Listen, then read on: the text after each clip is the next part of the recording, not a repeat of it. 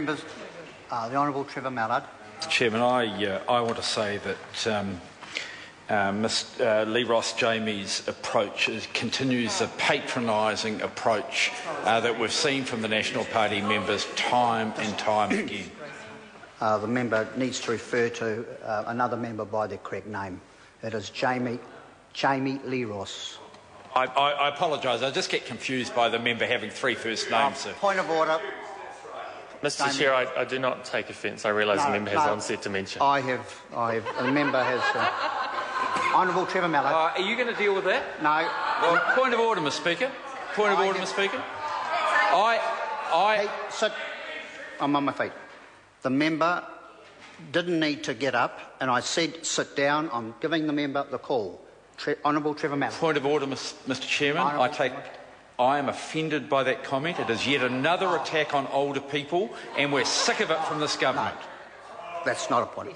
I'm inviting the member to take a call. Mr. Speaker, that offensive idiot, Jamie Lee Ross, has made yet another comment in this House of the sort that they make about anyone who is above 55, Mr. Speaker. That is the sort of offensive nonsense that we expect from the National Party, and, sir, we have it time and time again. I'm surprised you, sir, who I think are of the same generation, would not rule in a way which is appropriate. I'm very surprised, sir, that you do that. The idea that they say, as the Green... I see the Green Party laughing. I see the Green Party laughing because they take the same offensive approach to older people. Anyone over 55 must have dementia, says Jamie Lee Ross. Jamie Rossley, which one is it? Jamie Lee Ross says that. And, Mr. Speaker, that is three first names. If his mother gave him a surname rather than three first names, it would have been a lot simpler for him later in his life. Mr. Speaker, the point that I am making is that this provision is something which is ageist. It is clearly ageist, and, Mr. Speaker, members opposite who do not realise that, sir, are people who clearly have not had a decent discussion with older people about rights and responsibilities. What is absolutely clear in the current legislation is that people who are ill, people who do have good reasons for not serving, people who are older can get an exemption. The question is whether that exemption is something that should last forever. Mr. Speaker, I do accept that some older people have memory loss. There's no doubt about that at all. John Banks, the very close friend of Jamie Lee Ross, is someone who clearly suffers from memory loss. He can't remember when he gets cheques. He can't remember when he asks to get cheques. He can't remember getting brown paper bags with money in it. He can't remember getting envelopes from Sky City with cheques that are worth $15,000 at least in it. And I can accept that there are some people who should not be ministers and who should not serve on juries. But to say it is only a matter of age is something which is wrong, and that is what this government is doing in their approach. And I must say, Mr. Speaker, this legislation is something which is frankly pretty badly drafted.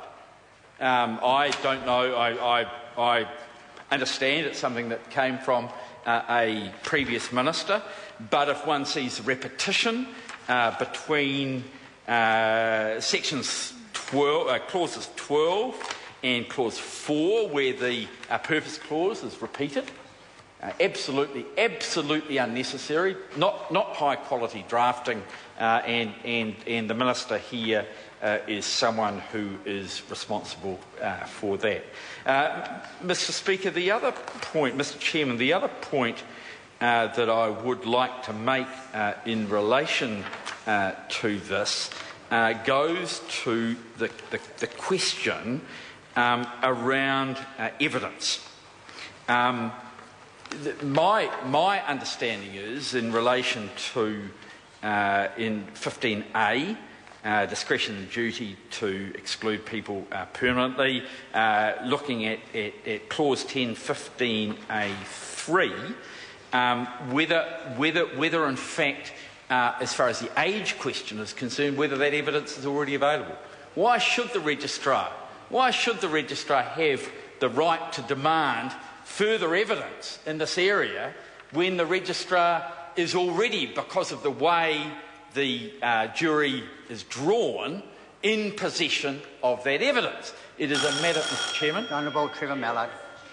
Mr. Chairman, it is a matter. It is a matter which is already available to that.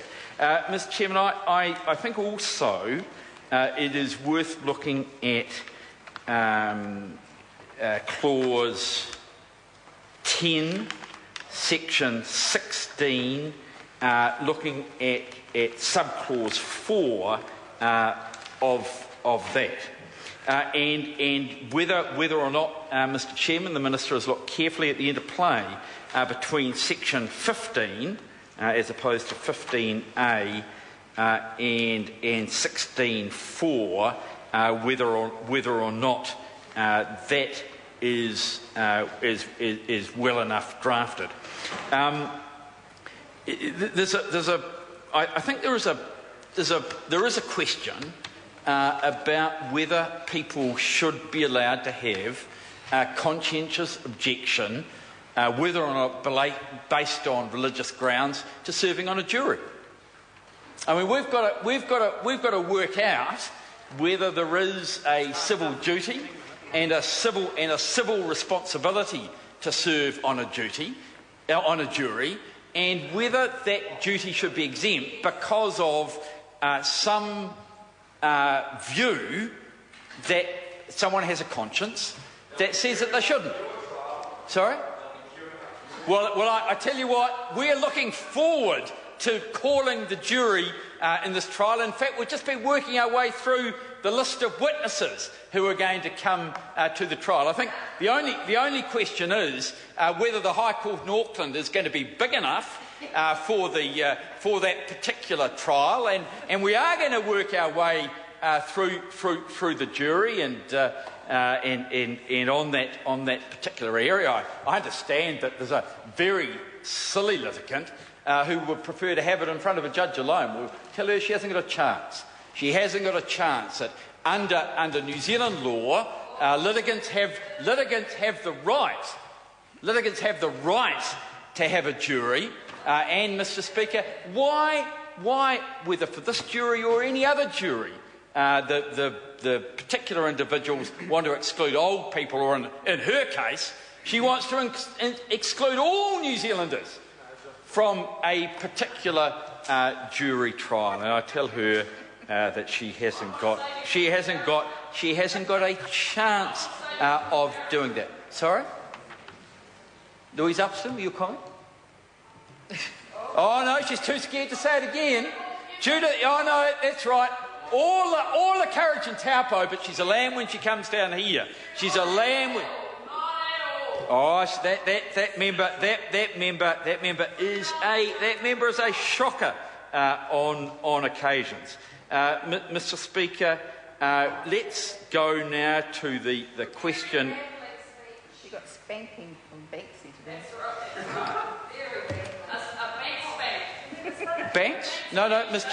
Chairman. I think we will get back to Mr. Banks, and I want to thank those people on the National Party for their comments after question time today about their encouragement to the Labor Party not to ask questions of Mr. Banks, but to ask questions of the Prime Minister. Point of order, Jackie Dean. Mr. Chair, the member seems to have strayed quite a way outside of part one of this very important bill, and I'd ask you to call him to order. I'm listening very carefully. Members, the time has come for me to leave the chair. For the dinner break, I shall resume the chair at 7:30. This debate is interrupted.